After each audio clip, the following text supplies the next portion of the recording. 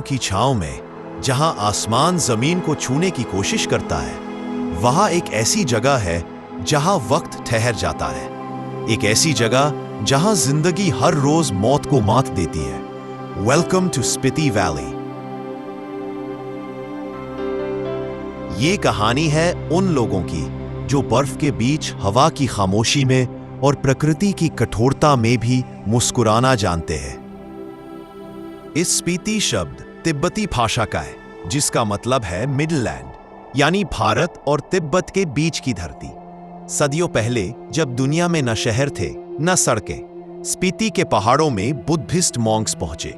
उन्होंने बनाया की मॉनेस्ट्री, जो आज भी 1000 साल की इतिहास को अपनी दीवारों में समेटे खड़ी है।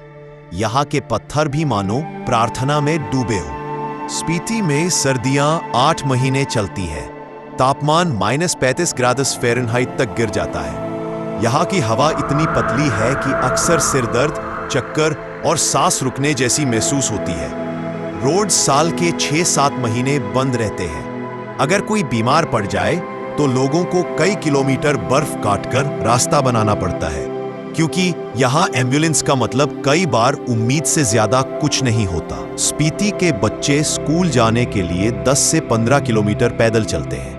यहाँ लकड़ी नहीं उगती, इसलिए लोग मिट्टी और पत्थर से घर बनाते हैं, जो घास और मिट्टी की प्राकृतिक इंसुलेशन से गर्म रहते हैं। कहते हैं स्पीति में पानी सोने से भी कीमती है।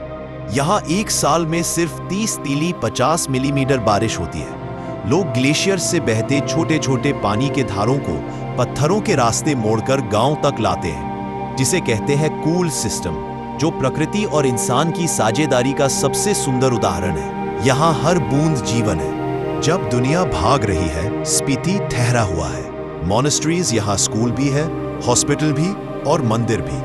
ढोल की आवाज में मास्क डांस होना, बच्चों का मॉन्क्स की तरह प्रशिक्षण लेना, प्रेयर फ्लैग्स का हवा में लहराना, ये सब स्पीति की रूह है। यहाँ लोग कहते हैं पहाड़ सिखाते हैं कि शांति शोर में नहीं, खामोशी में मिलती है। लेकिन आज स्पीति खतरे में है। ग्लेशियर्स पिघल रहे हैं, फ्लैश फ्लड्स बढ़ रही हैं, टूरिज्म कूड़े और प्लास्टिक के ढेर छोड़ रहा है। पहाड़ जो हजारों साल अडिग खड़े रहे, आज टूट रहे हैं। अगर हमने समय रहते नहीं संभाला तो आने वाली पीढ़ियां स्पीति को सिर्फ तस्वीरों और कहानियों में देख पाएंगी। फिर भी उम्मीद जिंदा है। लोकल लोग मिलकर snow leopard conservation, water preservation और इको टूरिज्म पर काम कर रहे हैं। कुछ लोग अपनी पूरी जिंदगी स्पीति को बचाने में लगा रहे हैं, क्योंकि स्पीति सिर्फ एक जगह नहीं, यह इंसानियत और प्रकृति के रिश्ते का आखिरी सुंदर अध्याय है। जब भी आप पहाड़ों की तस्वीर देखें, याद रखिए वहां कोई न कोई अपनी जान देकर उस जगह को जिंदा रखने की कोशिश कर रहा है। स्पीति हमें सिखाती है जिंदगी अमीर होने से नहीं, जिंदा होने से खूबसूरत होती है। नेचर को बचाइए, स्पीति को बचाइए।